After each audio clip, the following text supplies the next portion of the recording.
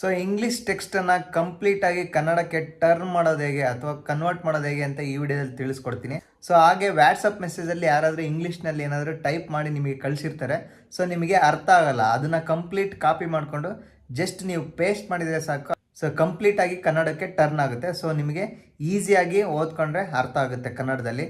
So ಅದೇ ಥರ ನೀವು ಜಿಮೇಲಲ್ಲಿ ಆಗಿರ್ಬೋದು, ಎಕ್ಸೆಲಲ್ಲಿ ಆಗಿರ್ಬೋದು, ವರ್ಡಲ್ಲಿ ಆಗಿರ್ಬೋದು. ಸೊ ಅದರಲ್ಲೆಲ್ಲ ಕೂಡ ಇಂಗ್ಲೀಷಲ್ಲಿ ಲೆಟರ್ಸ್ ಇದ್ದರೆ ಅದನ್ನು ಕಂಪ್ಲೀಟ್ ಕಾಪಿ ಮಾಡ್ಕೊಂಬಂದು ಜಸ್ಟ್ ನೀವು ಪೇಸ್ಟ್ ಮಾಡಿದರೆ ಸಾಕು, ಕಂಪ್ಲೀಟಾಗಿ ಕನ್ನಡಕ್ಕೆ ಟರ್ನ್ ಆಗುತ್ತೆ. ಸೊ ಅದು ಮಾಡೋದು ಹೇಗೆ ಅಂತಂದರೆ ಜಸ್ಟ್ ಈಗ ವ್ಯಾಟ್ಸಪ್ಪಿಂದ ಹೇಳ್ತೀನಿ. ಜಸ್ಟ್ ವ್ಯಾಟ್ಸಪ್ ಮೇಲೆ ಕ್ಲಿಕ್ ಮಾಡಿ. ಕ್ಲಿಕ್ ಮಾಡಿದ ತಕ್ಷಣ ಸೊ ನಿಮಗೆ ಯಾರು ಚಾಟ್ ಮಾಡಿರ್ತಾರೋ ಅದ್ರ ಮೇಲೆ ಕ್ಲಿಕ್ ಮಾಡಿ.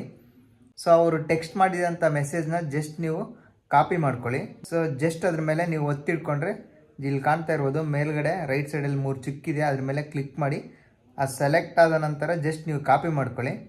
ಕಾಪಿ ಮಾಡಿಕೊಂಡು ಸೊ ಕ್ರೋಮ್ಗೆ ಹೋಗಿ, ಬ್ಯಾಕ್ ಹೋಗಿ ಫುಲ್ ಕಂಪ್ಲೀಟಾಗಿ. ಕ್ರೋಮಲ್ಲಿ ಜಸ್ಟ್ ನೀವು ಇಂಗ್ಲೀಷ್ ಟು ಕನ್ನಡ ಅಂತ ಟೈಪ್ ಮಾಡಿ. ಇಂಗ್ಲೀಷ್ ಟು ಕನ್ನಡ ಅಂತ ಸೊ ಸರ್ಚ್ ಕೊಡಿ. ಸರ್ಚ್ ಕೊಡಿದ ತಕ್ಷಣ ನಿಮಗೆ ಕಾಣ್ತಾ ಇರ್ಬೋದು ಎಂಟರ್ ದ ಟೆಕ್ಸ್ಟ್ ಅಂತ ಇದೆ. ಇಲ್ಲಿ ನೀವು ಕಾಪಿ ಮಾಡ್ಕೊಂಡಿರೋಂಥ ಟೆಕ್ಸ್ಟನ್ನು ಪೇಸ್ಟ್ ಮಾಡಿ. ಪೇಸ್ಟ್ ಮಾಡಿದ ಕೆಲವೇ ಸೆಕೆಂಡಲ್ಲಿ ಸೊ ನಿಮಗೆ ಕಾಣ್ತಾ ಇರ್ಬೋದು ಕನ್ನಡಕ್ಕೆ ಟರ್ನ್ ಆಯಿತು, ಅನುವಾದ ಆಯಿತು. ಸೊ ಈಸಿಯಾಗಿ ನೀವು ಓದ್ಕೊಂಡ್ರೆ ಈಗ ಅರ್ಥ ಆಗುತ್ತೆ.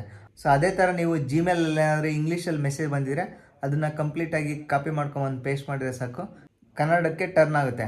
ಹಾಗೆ ವರ್ಡಲ್ಲಿ ಮತ್ತು ಎಕ್ಸೆಲಲ್ಲಿ ಕೂಡ ಸೊ ಸೇಮ್ ಇದೇ ಥರ ಕಾಪಿ ಮಾಡ್ಕೊಂಬಂದು ಜಸ್ಟ್ ಪೇಸ್ಟ್ ಮಾಡಿದ್ರೆ ಕನ್ನಡಕ್ಕೆ ಟರ್ನ್ ಆಗುತ್ತೆ. ನೀವು ಕನ್ನಡದಲ್ಲಿ ನೀಟಾಗಿ ಓದ್ಕೊಂಡು ಕಂಪ್ಲೀಟಾಗಿ ಅರ್ಥ ಮಾಡ್ಕೋಬೋದು.